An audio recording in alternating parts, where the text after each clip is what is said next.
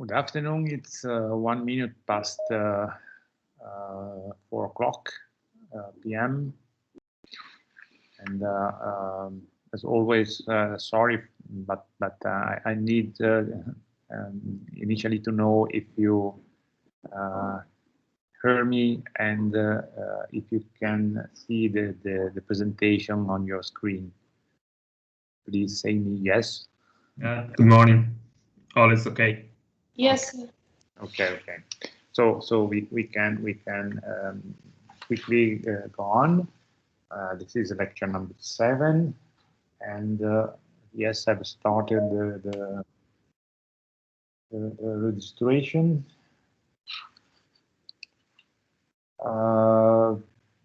This is the new material. I've added the presentation on formaldehyde, which would be related to wood-based panels. And of course, the lecture number 6 is uploaded with this 1e wood file.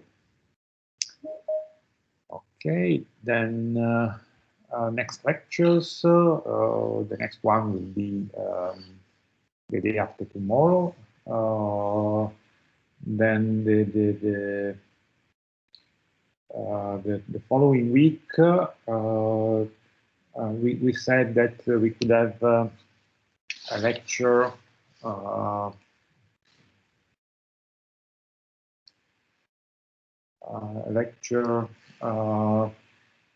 the 2nd of April, a short lecture, maybe 1 hour, 1 hour and a half, at 11 o'clock, if it is good for you, because you wrote to me that there are no other lectures for you in the morning, and so we can have our lecture at this time, so that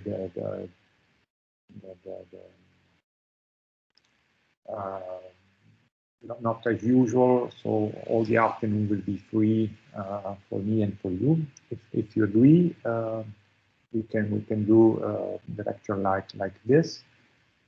Then there is a change in the date of the first test, according to what you asked during the last lecture. The test is moved to the 9th of April, and the lecture before, the 7th of April, we can train ourselves with a simulation of the test. That in any case would be useful also to repeat what we have learned during all the lectures before. So let me know if this is okay for you. We can do it in the other way. If there are objections, please let me know immediately or during the lecture. If I don't hear anything from you, I think that this could be the program for the next lectures. No reactions, so it's right. The lecture of the 2nd of April will last 2 or 3 hours. No, I think 1 hour and a half, maximum 2. So I would like to finish before lunch. So a short lecture. It's Friday before Easter, so we can have a little vacation in the afternoon. So maximum 2 hours. Okay. Okay, thank you. So this is the revised slide for the dates of the preliminary text and the official sections. Nothing to change. And I don't want to present here the program. There are several proposals from the students, so I think this can be discussed again next Friday, during which, as promised, I will um, give you my tips.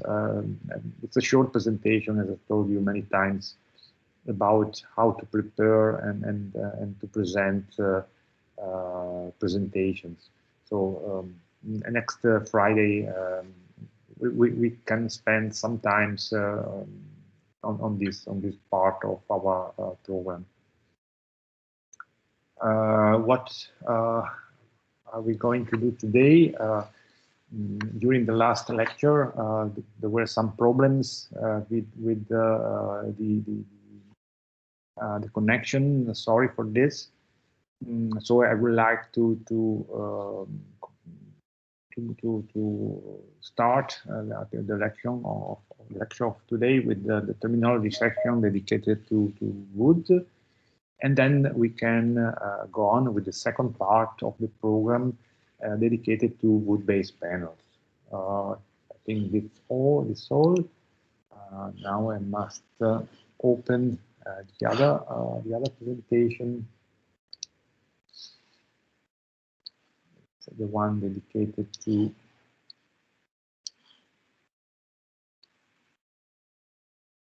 wood-based panels. I think that I don't have to do anything more. Are you? Do you see? Sorry, my presentation on wood-based panels on your screen? Yes, yes. Yes. Okay.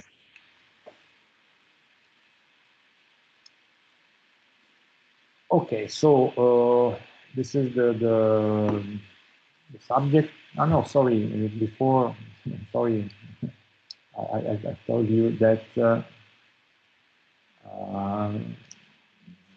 the first part is dedicated to the terminology section, and so I must open another file. Is the one dedicated to wood, dictionary.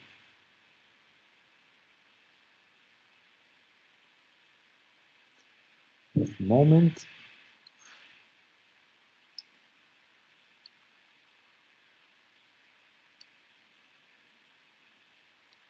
Okay, now I think you see this Word file with some terms we have used during the last 6 lectures.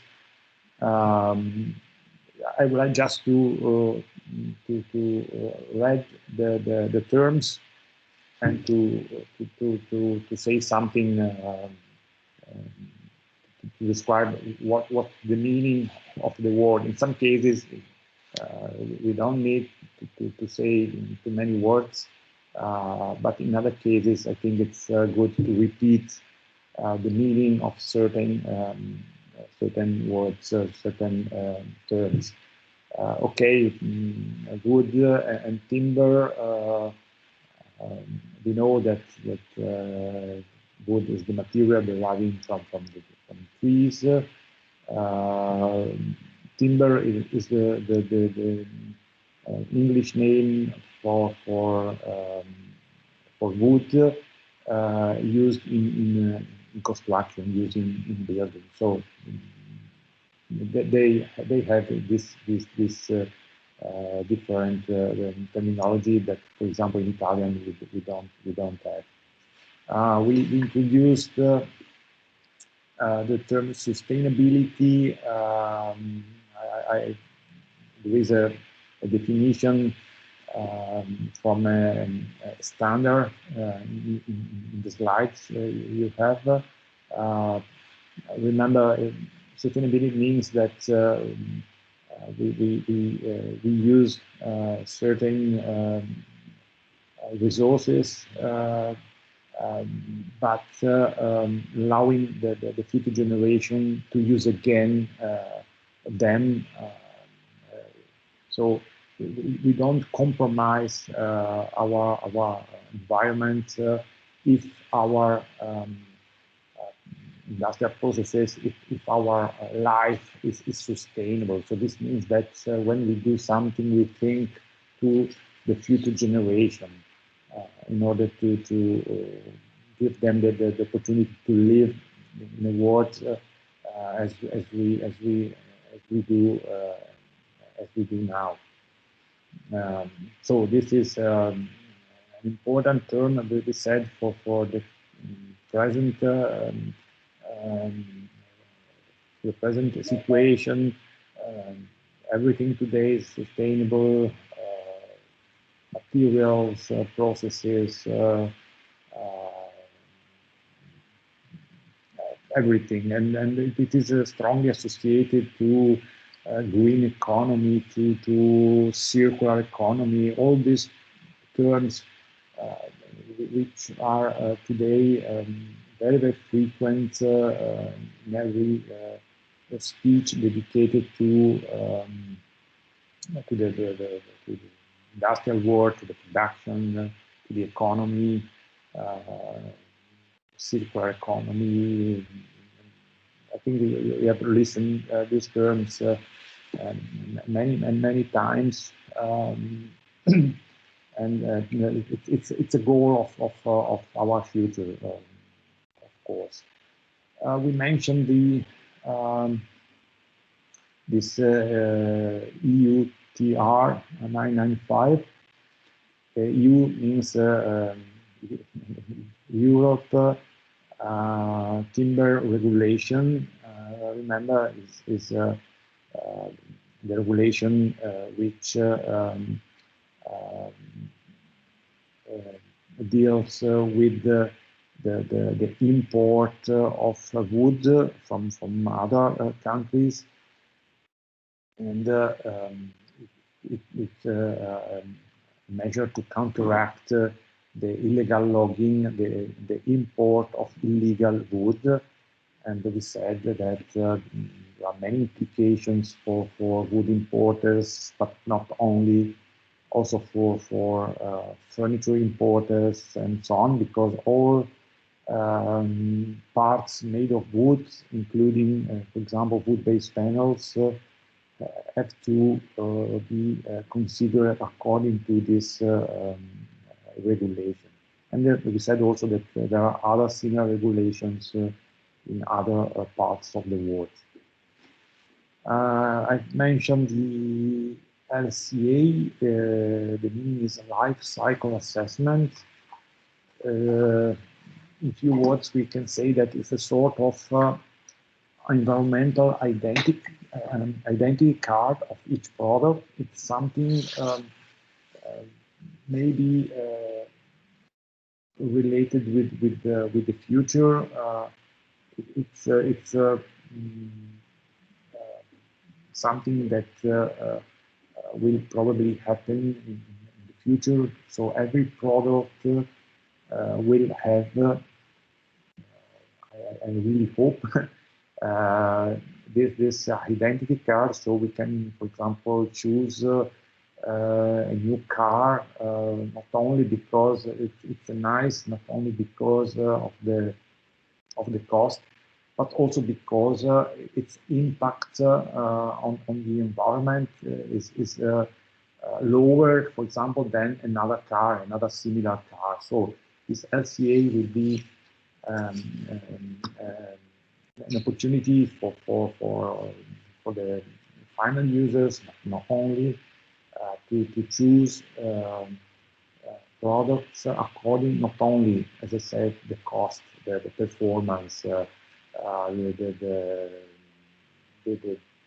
appearance, aesthetics, and so on, but also according to their impact to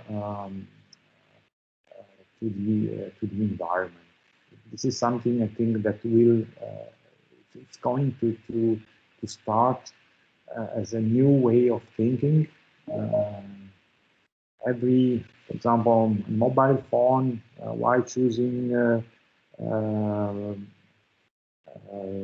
Motorola or choosing Samsung or Apple. Okay, there are many reasons, but one could be also this LCA. It's something new, it's something related with the future, and I really hope that you also agree that it would be nice to have such information when we buy something. And our way of um, buying new things could be driven also by this important information. We mentioned many times the greenhouse effect, which derives from the accumulation of CO2 in the atmosphere. This accumulation is irreversible, unfortunately, and depends on the burning of fuels deriving from fossil fuels like gasoline and many others. So when we burn it to produce energy for our needs, the byproduct of this process is is CO2 that goes in the atmosphere, and we have seen that during the last centuries there is a fast growing of the concentration of CO2 in our atmosphere, and CO2 it's not dangerous in principle, but it absorbs the sunlight and producing heat. And so the effect of the continuous increment of the CO2 is the changing of the climate. The temperatures, we know, are increasing all over the world. Ice is melting, the mountains. Yesterday on the television, I saw the dramatic rains in Australia, incredible amount of water falling from the sky, and this is another evidence of the effect of the greenhouse effect, the greenhouse on our world. We introduce also this term as carbon sink is related with the ability of trees to absorb CO2 from the atmosphere, producing biological mass, producing cellulose, hemicellulose, lignin. So trees, you can say that the tree growth counteract the greenhouse effect because they absorb CO2, producing solid material. It's possible to calculate the biogenic carbon content. There are, I think we have introduced a European standard, but there are also calculators on internet you can use to calculate how much carbon is present inside your desk, your chair, your cabinet, your flooring, and so on, if it is made with wood or wood-based panels. We said that wood is not an engineered material. You are engineers, and I think you can easily understand this term. An engineered material is a material which can be produced by us, so we can select the proper ingredients, we can mix them, and we can produce a material with define properties according to our needs. This is, for example,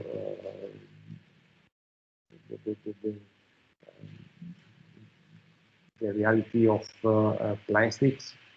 Plastic can be, for example, colored, can be added with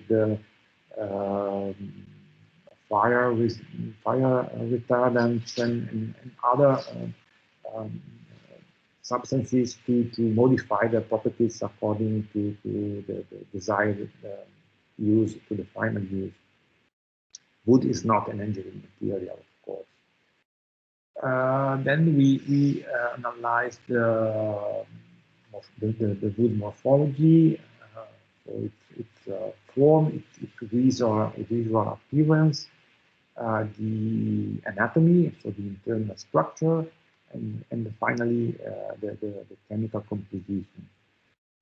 We have introduced some terms related with the trees. So we know what is the trunk.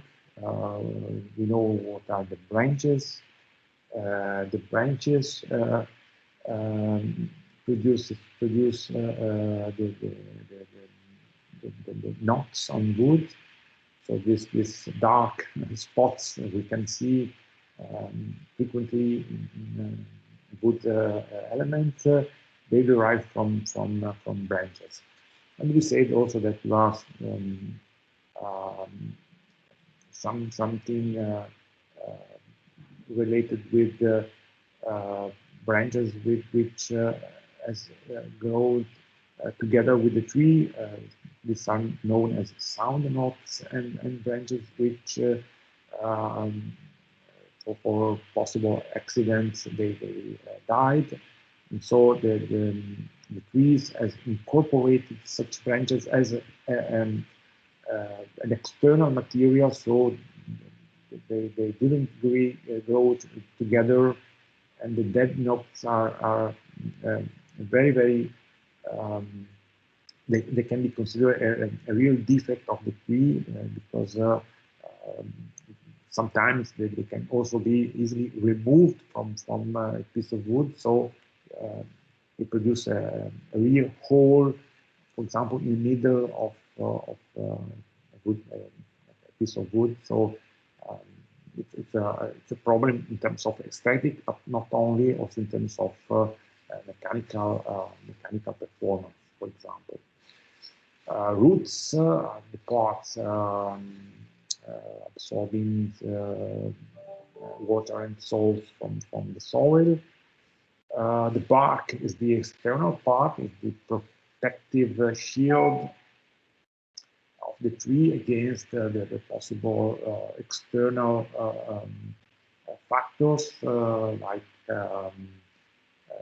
climate change, like impacts with animals, but they protect the tree also against insects, against molds, against the sun, and so on. A particular type of bark is the cork. The cork could be an interesting material to study. You know, cork is the bark produced by certain oaks. It's used for many different applications because of the good properties like the insulation properties, or the protection against the fire. It's a very interesting material that the nature produces and which is used in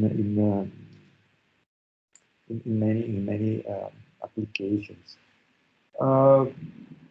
We said that between the bark and the wood, there is the cambium, which is the part of the tree where new cells are produced.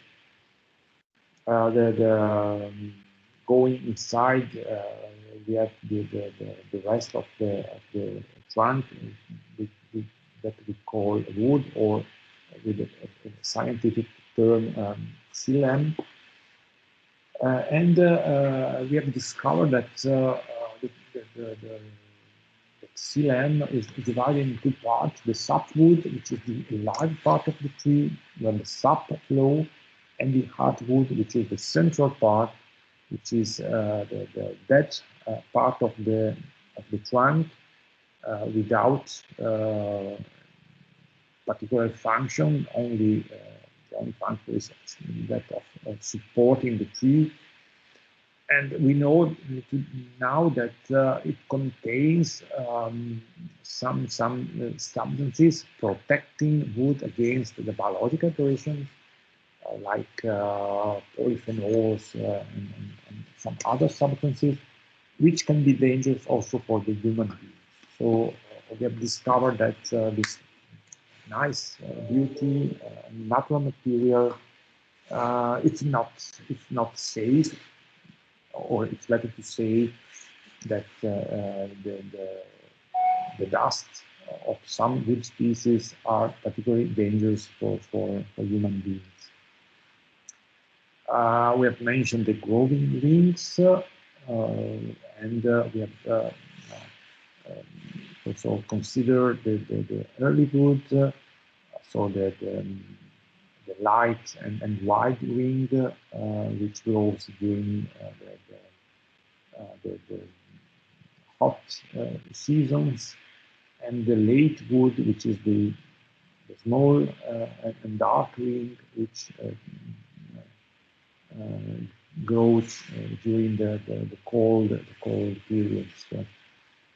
We have considered the differences, the anatomical differences between soft woods and hard woods.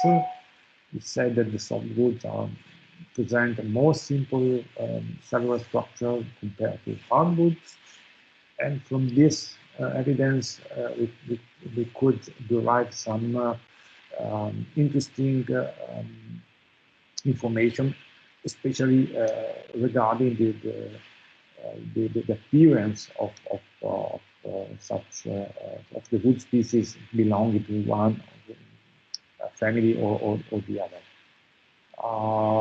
Cellular structure, wood cells, we said, we have already said what they are.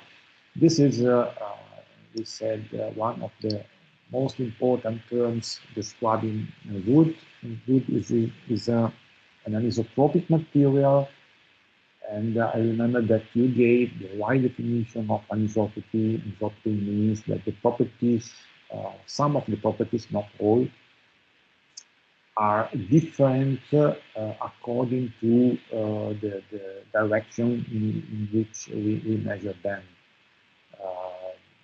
For example, we said that the absorption of liquids, it's completely different if we measure it according to the different directions of the piece of wood.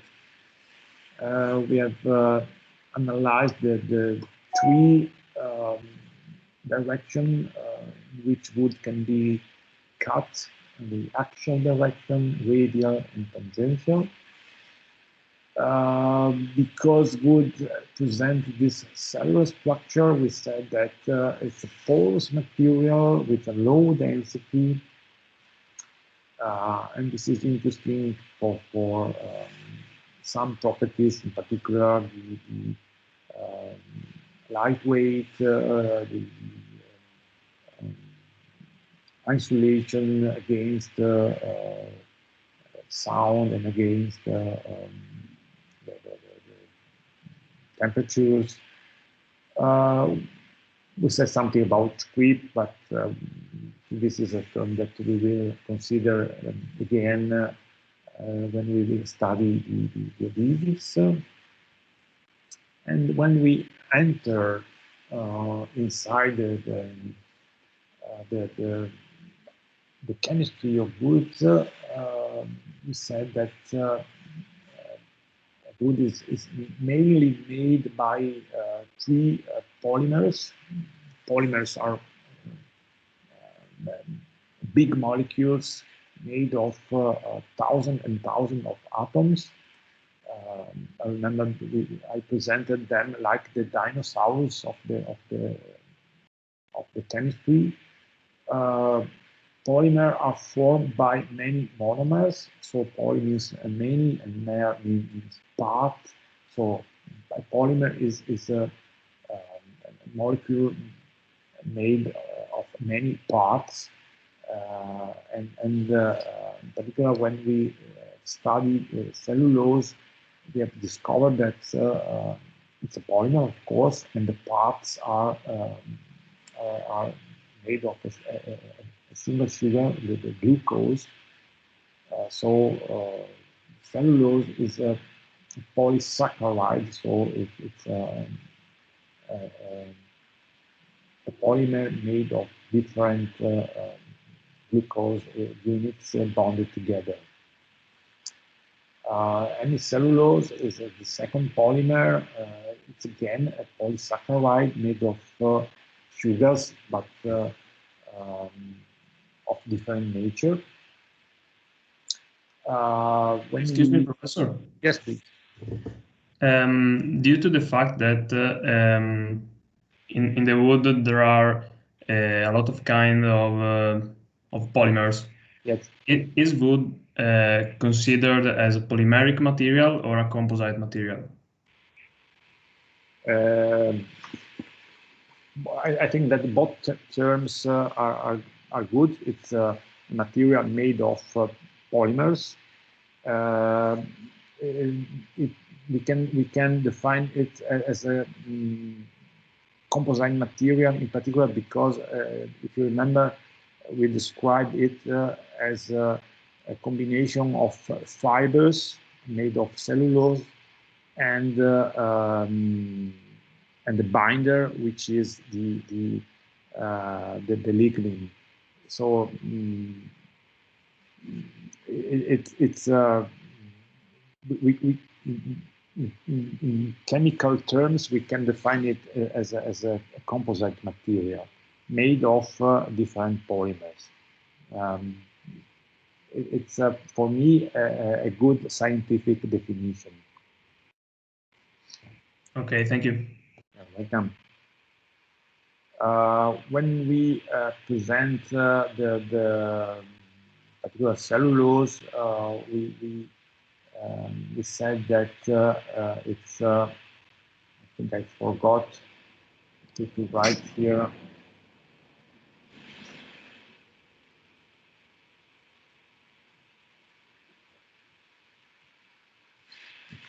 Hygroscopicity means that because of the presence of cellulose and also by the presence of hemicellulose, wood is sensitive to water. Inside fresh wood, we can find free water, is the water flowing inside the cells. It's water containing also the nutrients that the tree uses for its purposes. But there is also this other type of water. It's the bound water, so it's the water which is bound to the cellulose with all the story I've told you about the polarity of such substances, so they mutually attract and this is not so water free to move inside the cell walls, but it's water bounded with these secondary bonds to the cellulose. And we said that wood as always a certain amount of water inside its structure, inside its cells, its cell walls in particular, and this is known as moisture content. So the moisture content of a piece of wood, if you have a piece of wood in your house, it's normally around 8–12%. And this value constantly varies according to the climate you have in your house. So in humid periods, wood absorbs water. In dry period, it releases water, and this, we said, this happens continuously during all the life of a piece of wood. The most important consequence are the movement. Shrinking when wood releases water, and swelling when wood absorbs water. We have done also a little exercise just to consider how big such movements can be. I remember that I've done an exercise with a piece of wood of 100 millimeters, and we said that with a variation in the climatic condition, with a severe variation, the difference of its width before and after the climatic variation was, if I remember well, 3 or 4 millimeters. So it's a very big consequence when we have this variation of climatic conditions. We said also something about the biological sensitivity of wood, the possible aggression by insects, decay, fungi. Remember, the fungi can be found also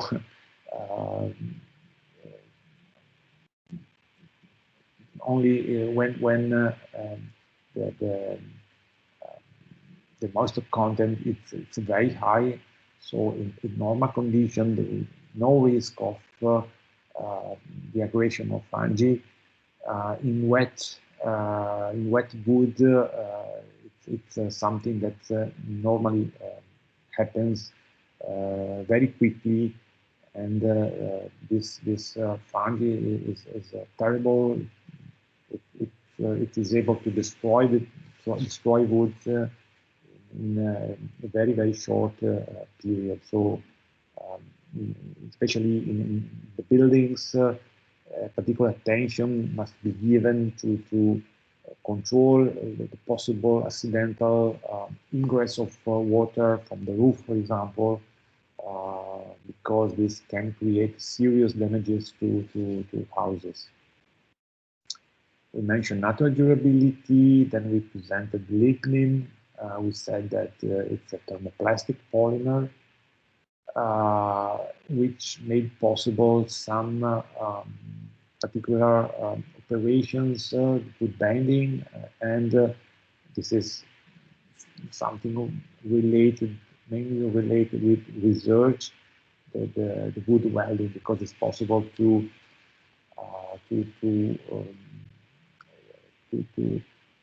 soften the lignin by heating wood, and lignin then can act like an adhesive, like a binder. But we will see that in the world of wood-based panels, there are some panels which use such substance as internal binder.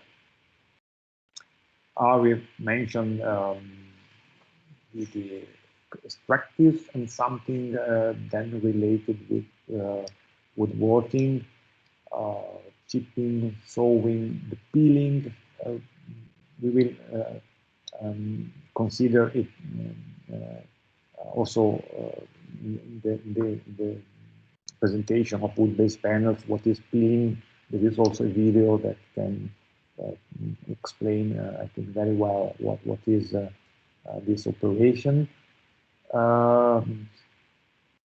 Then, okay, I've used, I think, sometimes the words like natural, which means that derived from the nature.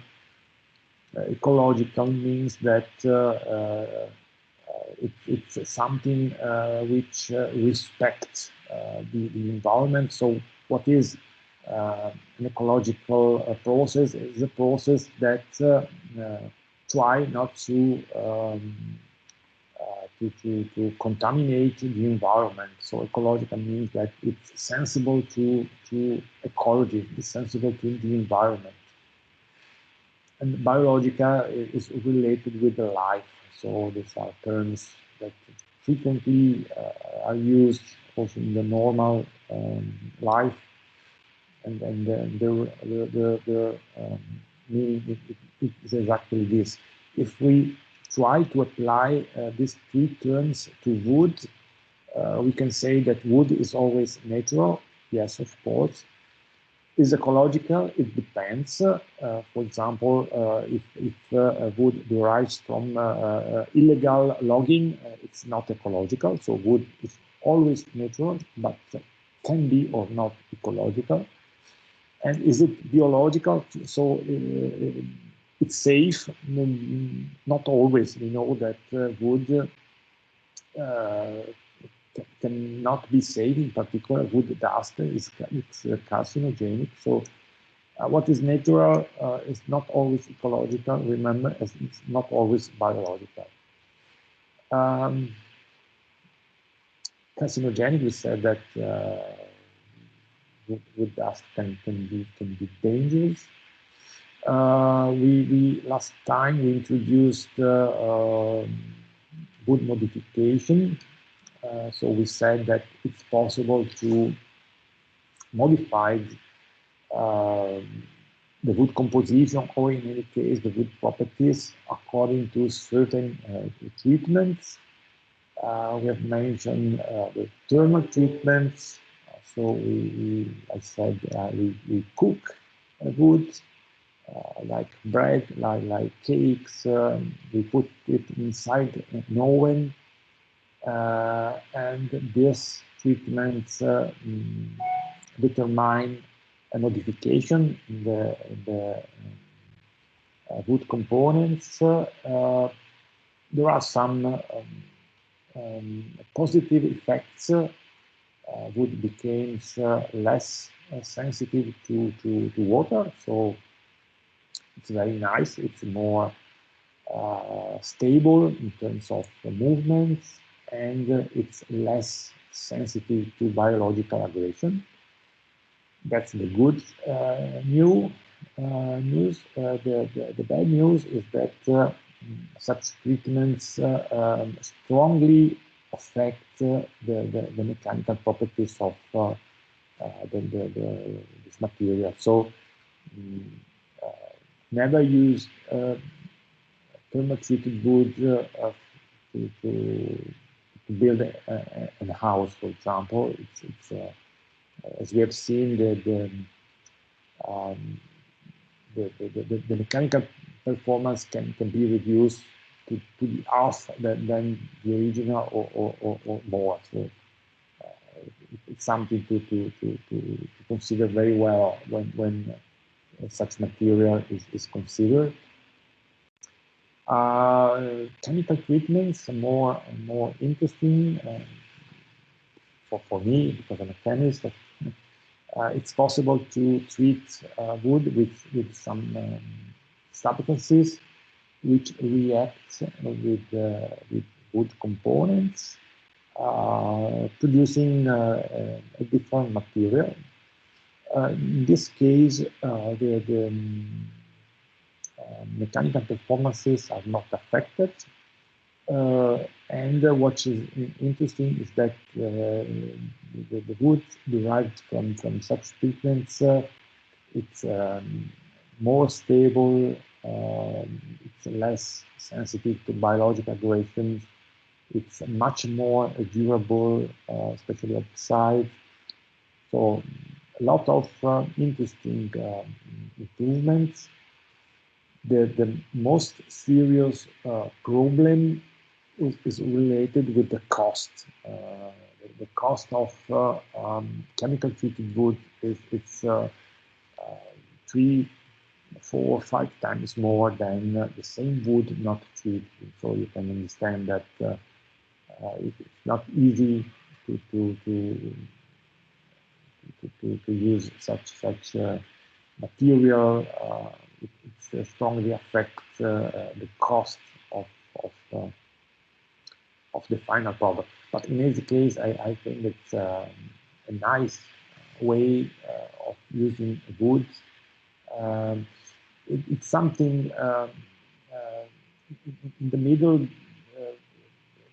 Before we said that wood is not an engineered material, but with such chemical treatments, we can transform wood in something different according to our needs. So it's in the middle between not an engineered and an engineered material using such treatment. They mentioned also densified wood. It's wood which is subject to a strong pressure, which completely destroy the anatomical structure. All the voids inside are eliminated by this compression, so wood is more dense, and in particular, it's also more stable. The mechanical properties are increased. So it's also this interesting material. The weight it's increased a lot. This could be the wrong part of this densification. Okay, we spoke about also surface treatments. They are part more of research institutes, not for what I know, not surface treated woods on the market. Impregnation is interesting because we have seen that it's possible to push some specific substances inside the wood bulk by impregnation processes. I don't want to repeat all the story of impregnation, but there was also a video I've shown to you, which such process is possible to produce wood with specific properties, more resistant to biological aggression, for example, more resistant against fire. If we push inside the wood cells some polymers, for example, we produce a material more stable against movements and less sensitive to water. So also impregnation, it's a good opportunity to modify this material, modify its properties. Okay, then the following subject is wood-based panels.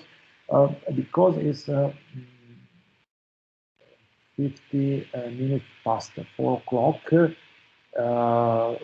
I think it could be good to have a short break now, only 10 minutes.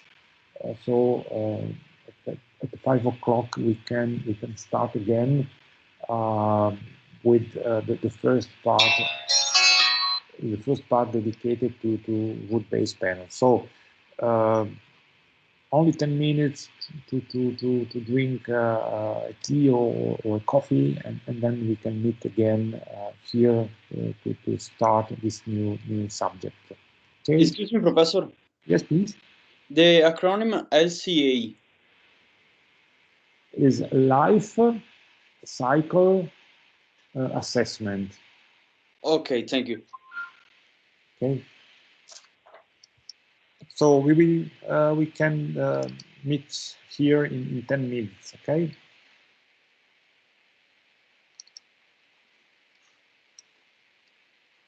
Okay, Professor. Okay. 10 minutes. Okay.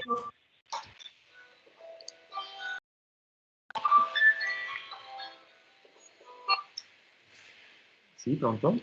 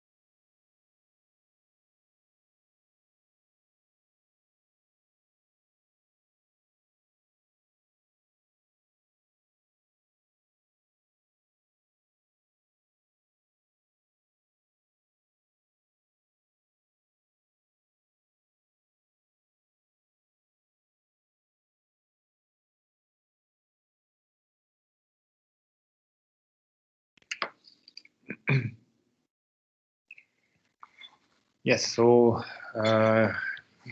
it's time to start again. The subject of this afternoon are wood-based panels. I have some of them here with me. Unfortunately, I cannot give in your hands. These are particle boards. These are MDFs. These are plywood, OSB. This is the honeycomb boards. But in any case, we will see them in my presentation. Let's try to share. Okay, so here we are, and we can start with this second part dedicated to wood-based panels. So what are we going to say about such materials? As always, a short introduction, and then we will analyze quickly the different types of panels which are used in the furniture sector: solid wood panels, particle boards, fiber boards, plywoods, composite panels, and then some notes about panel processing. The appendix is dedicated to formaldehyde emission, which I think I've already said something in the introduction. Formaldehyde is a dangerous substance, is carcinogenic, and it is emitted by all the panels I've shown you. So in this moment, all these panels, my fans, are emitting formaldehyde, and also your desks, your cabinets, your wardrobe you have in your house, they are emitting formaldehyde in this moment. We will discover why, how long is this process, what are the risks, what are the limits, and so on. It's a serious problem affecting all the furniture sector all over the world, and there are some rules that we must know, we must deal with. But let's start with point one, with this introduction.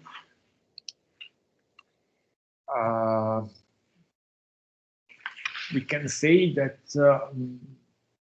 okay, wood is interesting, is an important material, but today the furniture sector is based on wood-based panels. Today, all or the majority of furniture elements are produced using panels as the structural elements of furniture. So we can consider, as I wrote here, the wood-based panels as the backbone of the furniture production.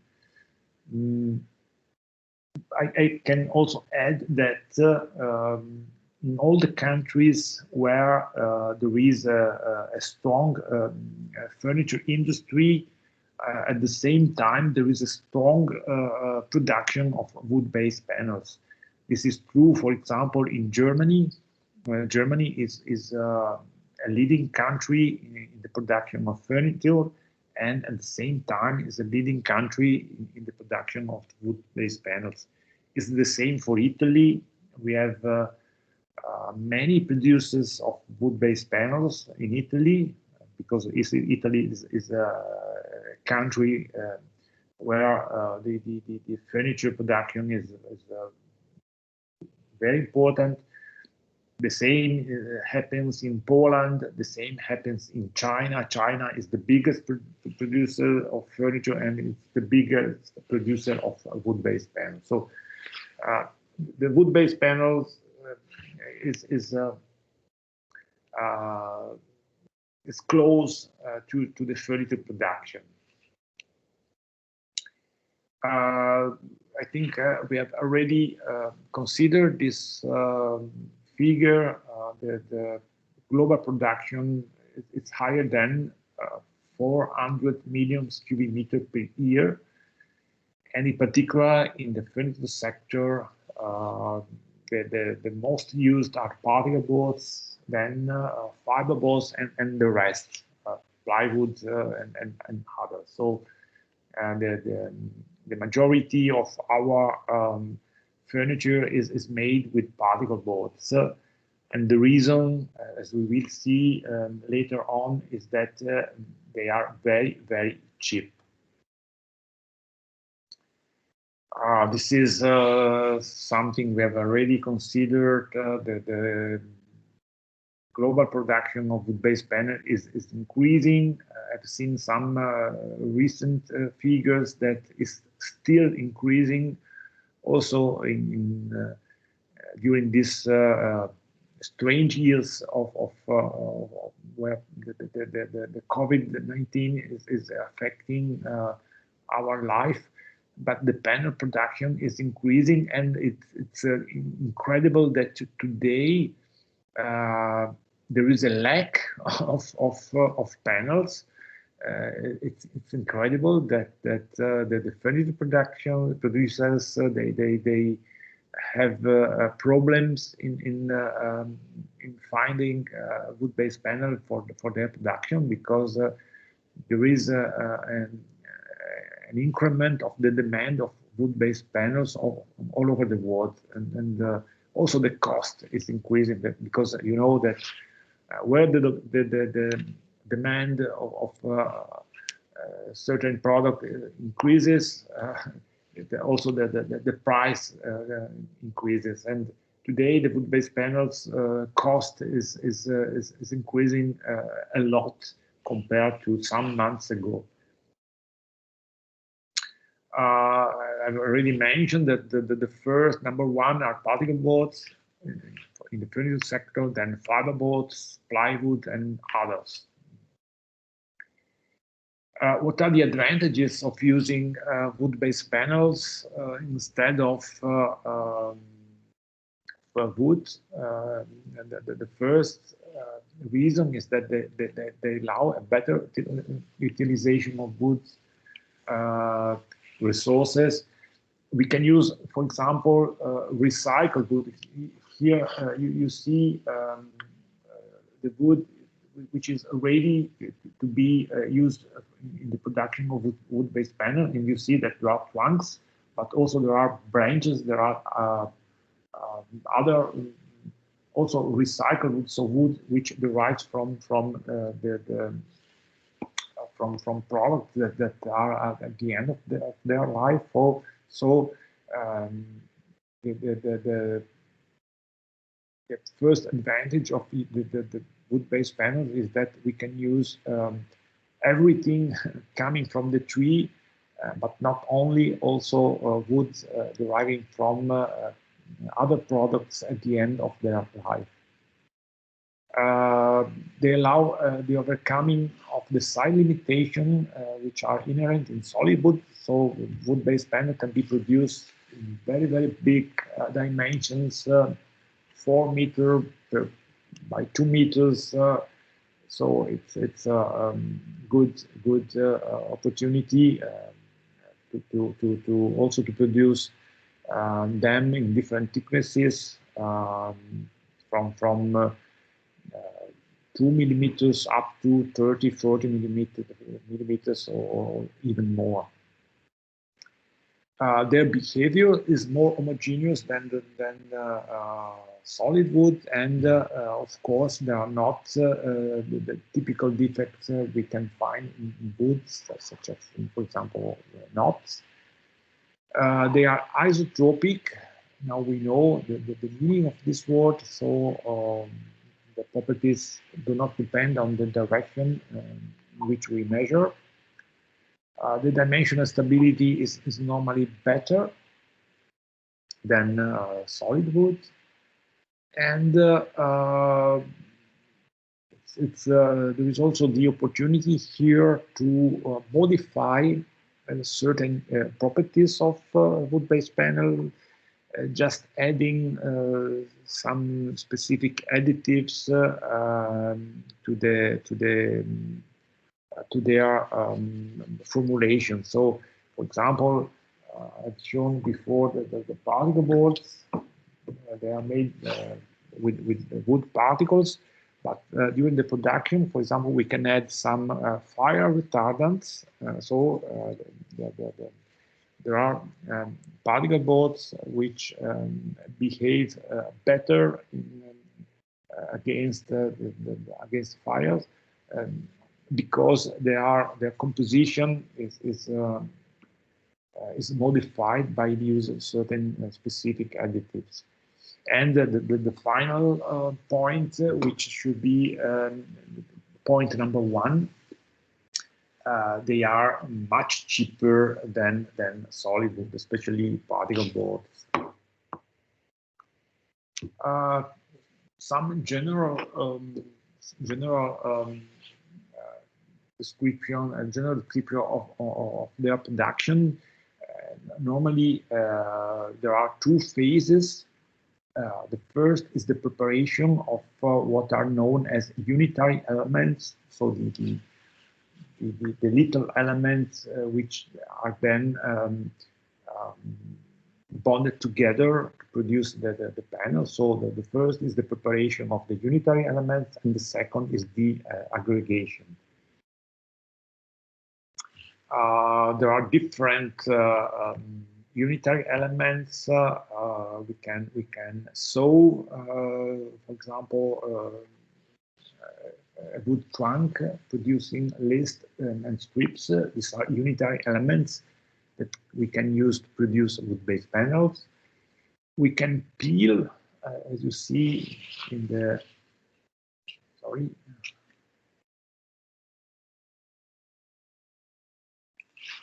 We can peel wood, so we can obtain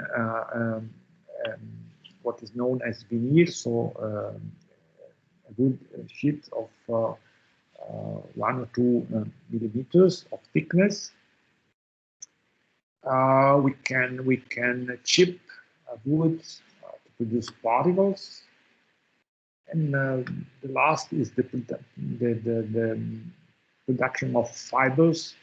So in this case, after the chipping, there is a process using steam, using pressure, using some chemicals, which completely destroy the anatomic structure of wood, producing these fibers, these wood fibers. And again, these are a different type of unitary elements that we can use to produce a specific type of wood-based panel. So the second phase, I said, is the aggregation. So normally we use some resins, some binders to bind together the unitary elements.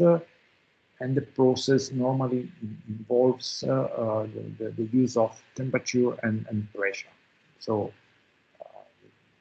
the industrial production of wood-based panels with this second phase uses resin, use temperature and pressure. The binder normally are urea formaldehyde binders. This is the most used type of resin. You can easily understand the reason is very cheap, and the properties conferred to the final panel are good. So when something is good and cheap, is the best choice. In the case of panels to be used outdoors, it's possible to use melamine formaldehyde or phenol formaldehyde adhesives or resins. Just consider, for example, that the melamine formaldehyde resins, their cost is 4 times than the urea formaldehyde resin. So it's clear that these are the typical choice, the normal choice, because of the cost they involve. And finally, polyurethane resins are used not much, I must say, especially because they do not contain formaldehyde, and as we will discover later on, formaldehyde is dangerous, it's carcinogenic, and so this is the reason why sometimes for specific panels without formaldehyde, such resins are used. I've already said that it's possible also to insert some additives, some specific additives. The first type of additives are hydrophobic substances like paraffins. I think you know the meaning of hydrophobic. Hydro means water, and phobic means something against. So it means that they are substances that protect the panel from water. Fire retardants, I think I don't have to explain the meaning. Preservatives, we already know what the meaning of this term, that they are chemicals used to protect wood against biological aggressions. And finally, the most difficult, formaldehyde scavengers. These are particular substances which react with formaldehyde. I think it's better to postpone the explanation of what they are. At the moment, I think it's enough to say that there are special substances which react with formaldehyde, so reducing the emission of such substance from wood-based panels. Okay, let me go on. So, what are the results of the combination of wood strips with the aggregation process? From wood list and strips, we can produce solid wood panels. You see the picture on the right. With the wood veneers, we can combine one layer over the other and produce plywood. With particles, we can produce particle boards that frequently are also known as chip boards, boards made of chips. And with fibers, again, using a binder and pressure and temperature, we can produce the MDF, which are fiber boards, or normally known as medium density fiber boards.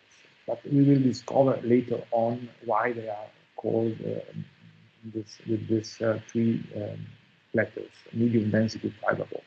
In any case, from fibers, we produce fiber boards.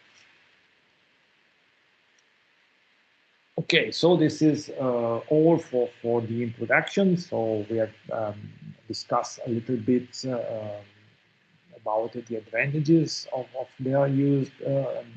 We have also considered the general scheme, produce them, the production of the unitary elements, and the second part is the aggregation using a binder, using normally temperature and pressure to bond them together in the form of a flat panel. Okay, so let's start to analyze the different types of panels, starting from solid wood panels.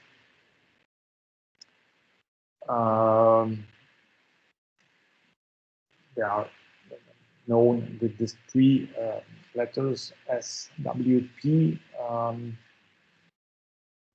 We have already said that they derive from sawn wood, so the unitary elements are made of sawn wood. The unitary elements, they have specific names, but I don't want to enter in these details. They are known as lists, strips, and so on. The quality of such elements, wood elements, must be carefully checked because the final product will show their appearance. For example, if there are some cracks, if there are some holes, of course, the final product will reflect the quality of the unitary element fused. We can produce panels with larger surface area. We can produce thick panels and also long elements. They are normally anisotropic because the elements normally are combined with the same direction. And the final product is very similar to solid wood. It's in this case is anisotropic, and also the dimensional variations are similar to that of the wood species used to produce them. And of course, they also their appearance reflects the wood species used in terms of color, grain, and so on. So it's a combination of solid wood elements, and so the final properties, the final appearance will be, of course, very similar to the material from which they derive. This slide simply tells you that we can produce wide surfaces, we can produce thick elements, and we can produce long beams of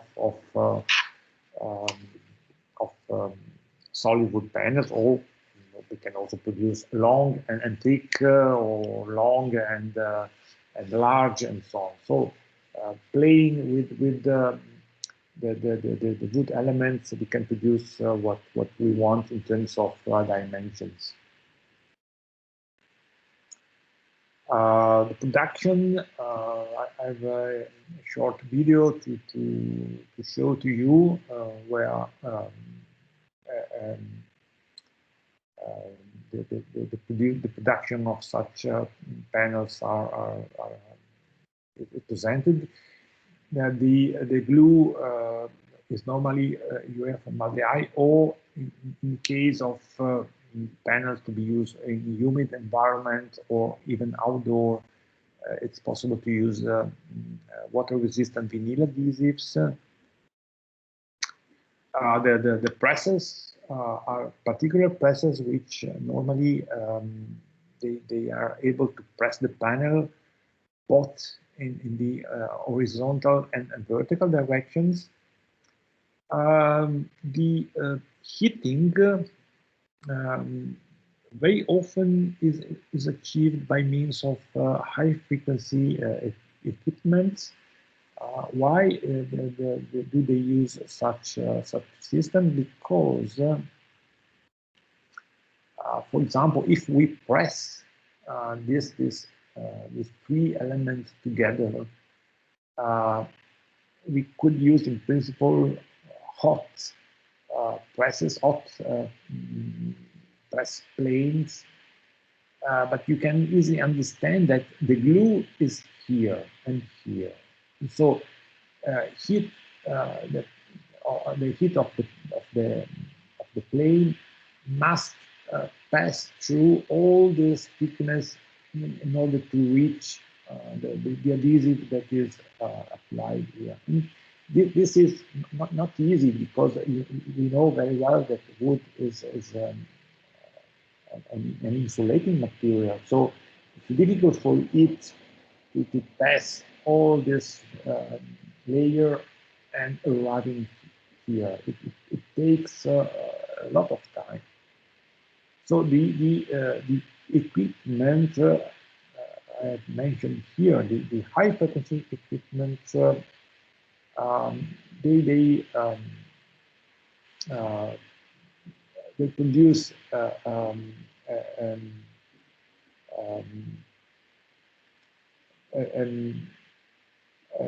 the heating of the glue, only of the glue, because the glue is rich of water. And so the high frequency creates a dipole.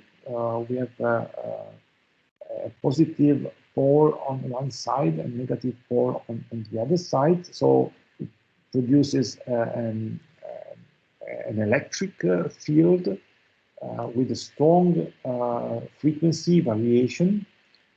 So because we know that water is a polar substance, this continuous variation of the polarity of the electric field produce the movement of the water molecules, and the movement consequently produces the heating of the gluing line. So where there is water, the high frequency equipment is able to increases the temperature. It's something similar to the microwave oven you have in your houses. You know that the microwaves acts only where there is water. So the microwave heats up only the food which contains water. And here there is something similar. So this part of our element is rich of water because we have applied the adhesive. And so using this electric field, the polarity of water is sensitive to the variation of the polar field, and it produces the heating of this bonding line. So with such a system, it's possible then to heat very quickly only the bonding line. And so in few seconds, the adhesive is hardened, and the panel is ready to be removed from the press. And finally, the machine normally provide also calibration, means the sanding of the surface in order to obtain an homogeneous surface, homogeneous panel with a defined and homogeneous thickness. Let's try to see the video here.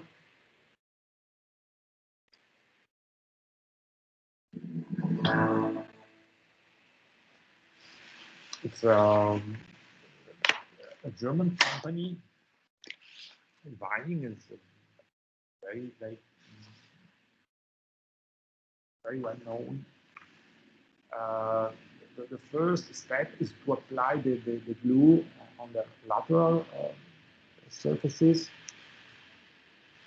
So the glue station is here, and this cylinder. So you see how the machine applied the adhesive in the form of long strips. Then they are assembled automatically, as you see here.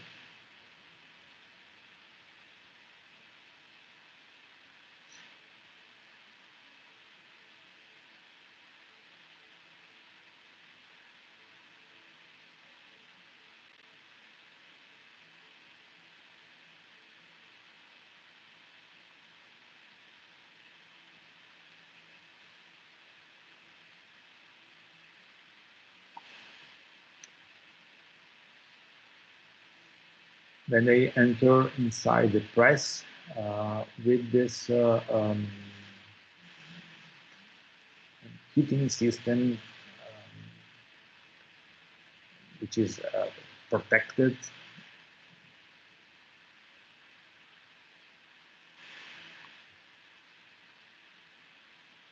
So you see that the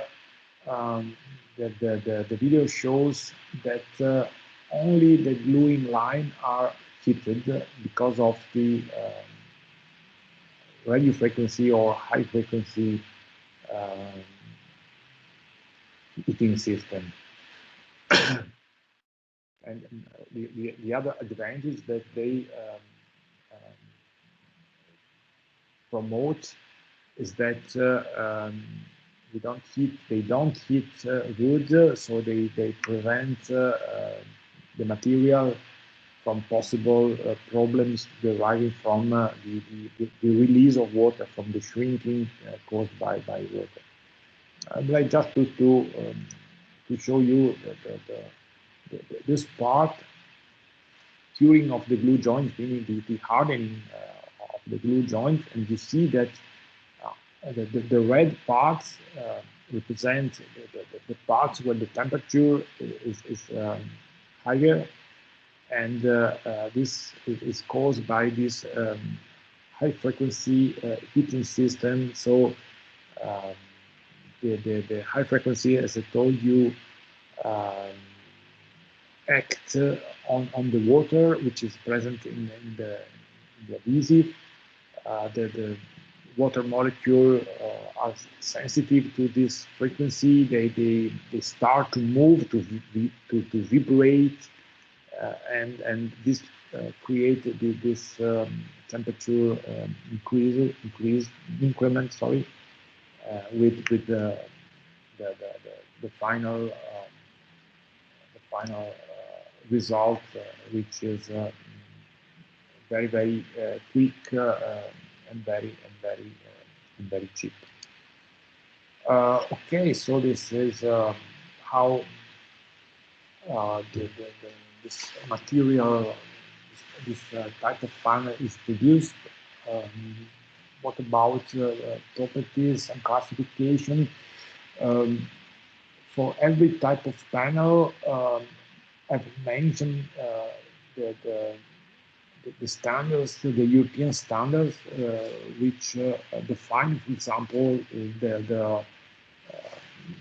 what they are, the classification, the terminology, and also the requirements.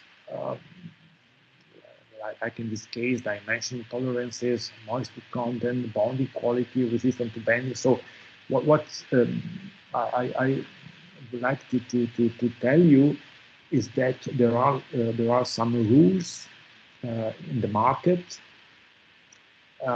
establishing how they should be made. So when you buy such panels, if you are a furniture manufacturer, you have these references. If the moisture content is too high, for example, you can refuse the supply because they are not conforming to the standard. They are not conforming to the rules. Also, the bonding quality, you can verify if the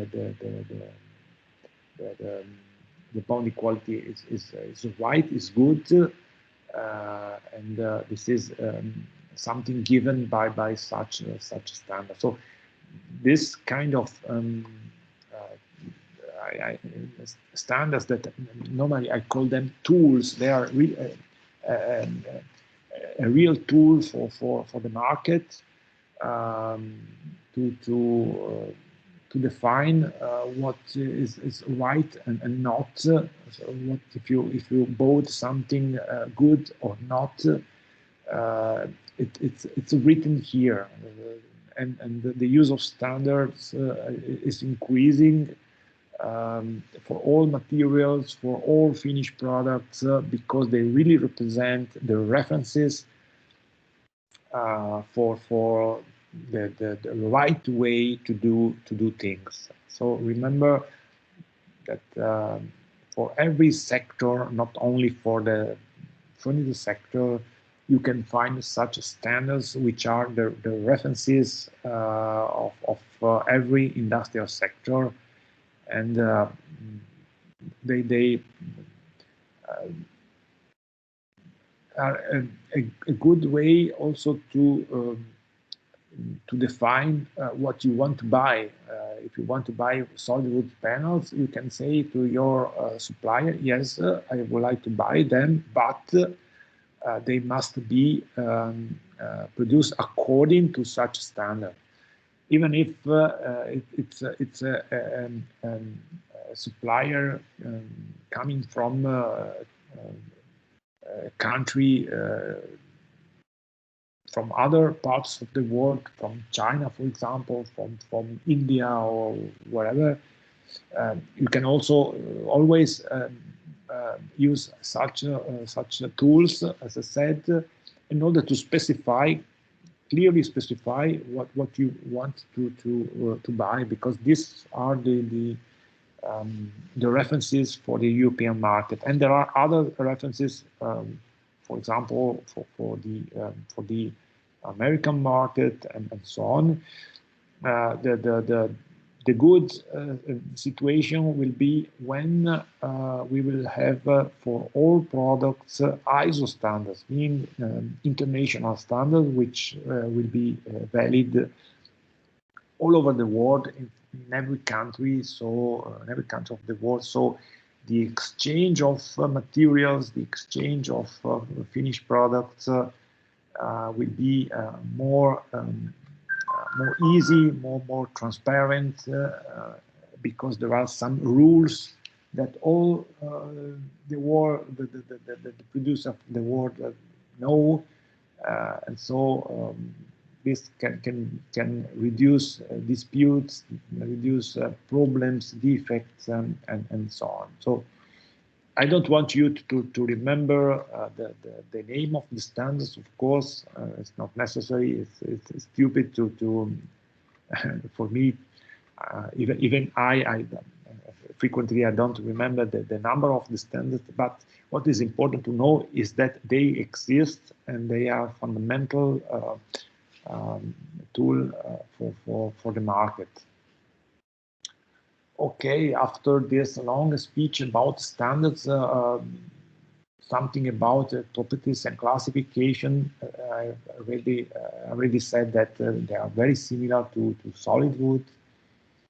They can overcome the dimensional limitations of the original material, of course. The bonding properties are fundamental, and even more for those materials used outdoors. There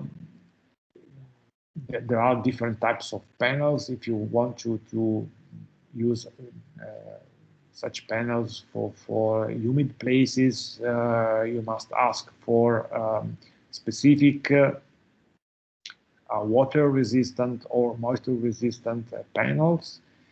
And finally, this is something we will find for every type of panels. We will consider from here to the end of this presentation.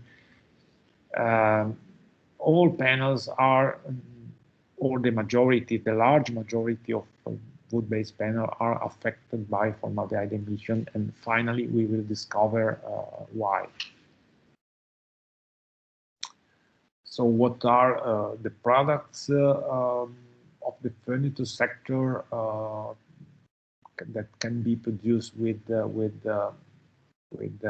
solid wood panels? We can say tabletops, chair seats, cabinets.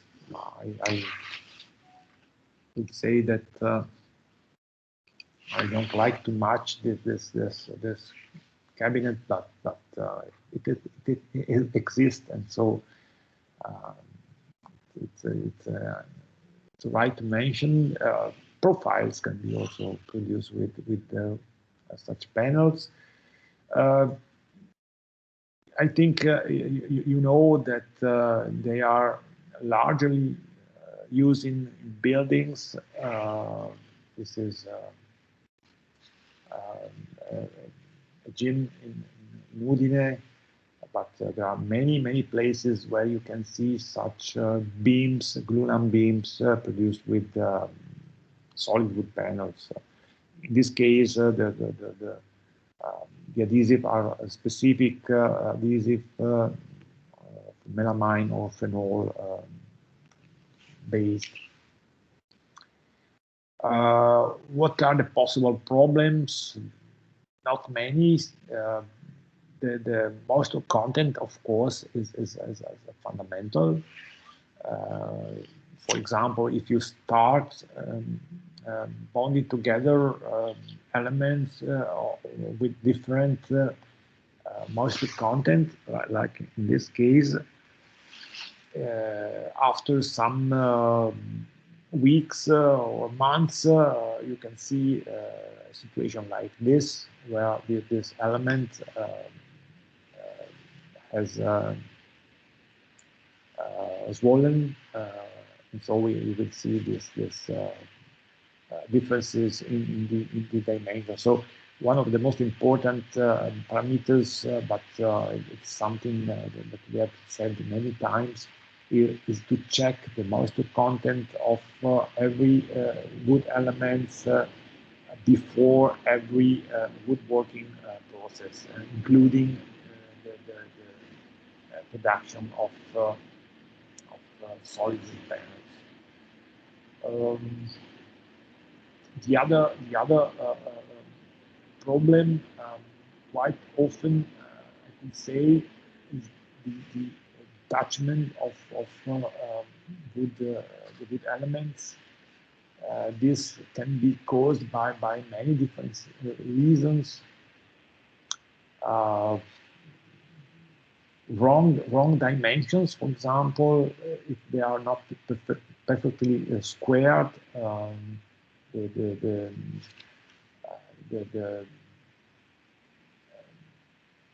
the split we can see here could simply derive because the dimension were not the right ones. The glue application, another problem. The drying system, it's not properly calibrated, could let the adhesive wet at the end of the process. Another problem could be the bonding of wood elements with a high moisture content. So the adhesive is not able to properly dry simply because the wood is too wet, and there is, I could say, too much water inside to allow a proper drying of the adhesive. So there are many possible reasons which can cause such detachments, which could add that with my experience here in Qatar's, we can see quite frequently on such type of panel. So the glue in the bonding quality is fundamental for this type of panels. Just 2 words about the particle boards. Then we will continue next time. Particle boards are the most used in the furniture sector. The production of particle boards was invented in Germany during the Second World War because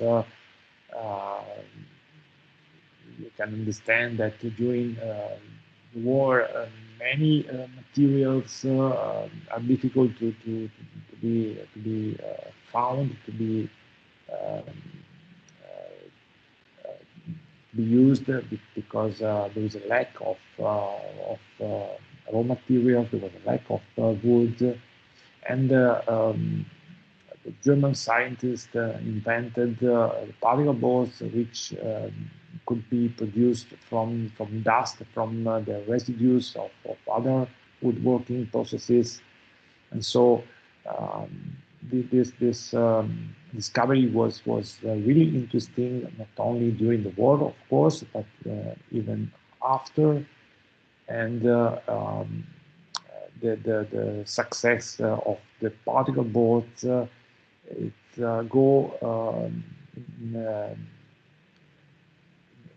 went the same way as the industrialization of the furniture production, which started during the 60s, during the last century. So the opportunity to use particle boards was the opportunity to produce furniture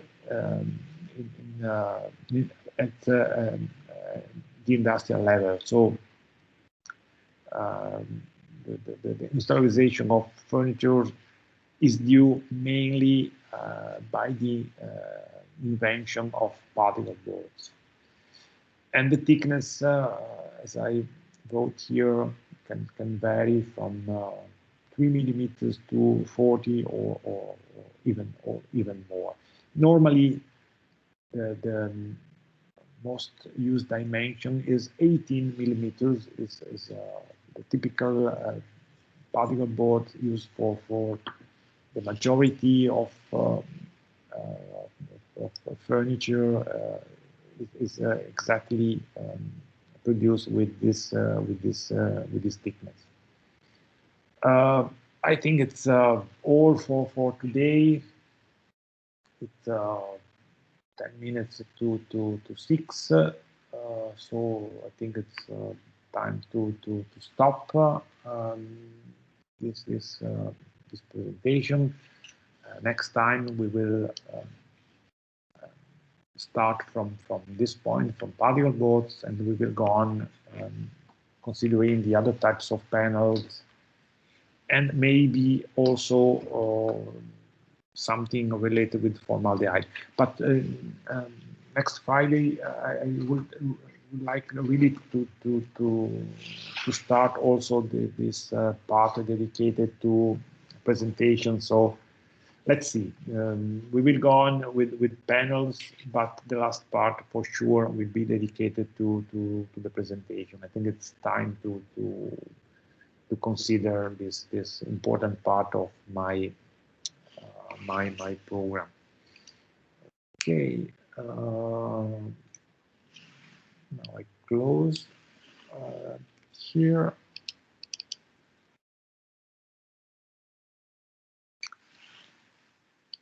Okay. So, any question about this subject? I think it was quite simple, not difficult words like in the case of wood.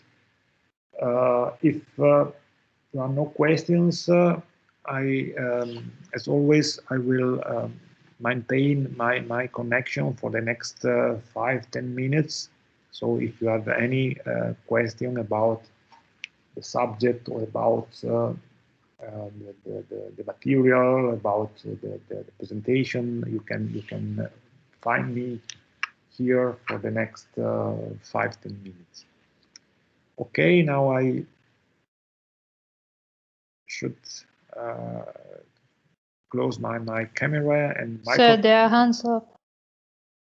Sorry? There's someone who want to ask.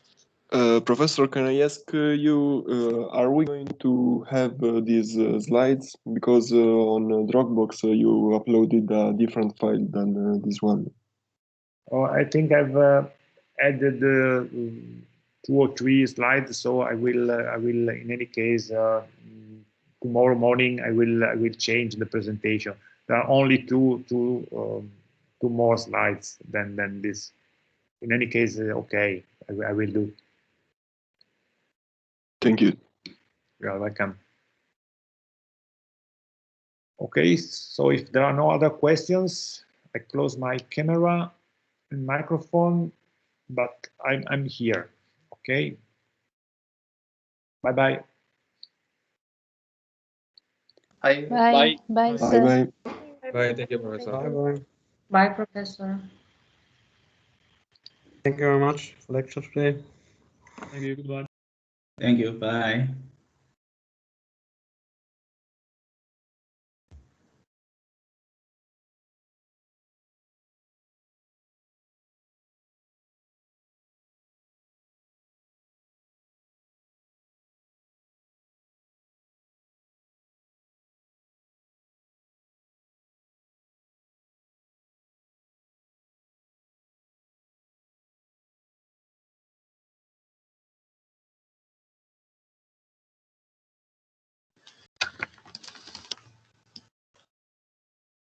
Professor, good evening.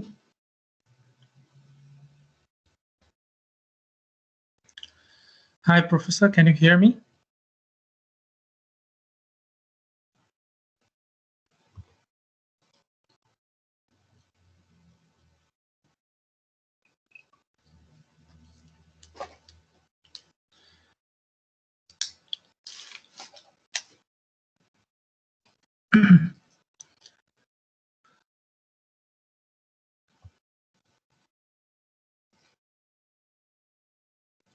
Professor, can you hear me?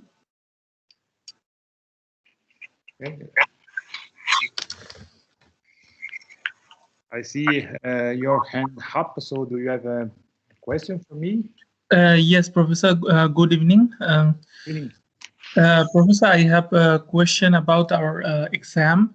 So Yes. it should be just 2 written exam or 2 online written exam between our semester. It would be a written exam. Yes. I will send you a module, a file to with some open questions. Okay, Professor. So it will be one. It will take between our semester, and one it will take. It will happen at the last of our semester. Yes. So the So first nothing part, else. yeah. No, nothing else. Apart from the presentation, if you want to add some extra marks to your final mark, if you want, you can present something. You can present a subject, and you will get a minimum 1 extra mark up to 3 extra marks.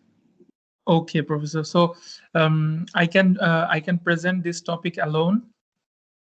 I would prefer you work with another student, because so it's a good exercise also for you to speak with another student using English. So it's a something I strongly suggest to have this this work done with another colleague. It's Okay, good Professor. also. Yeah. Mm-hmm. I can accept for special cases, if you don't find a friend to share your subject, I can also accept a single presentation, but I really like people working together. Okay.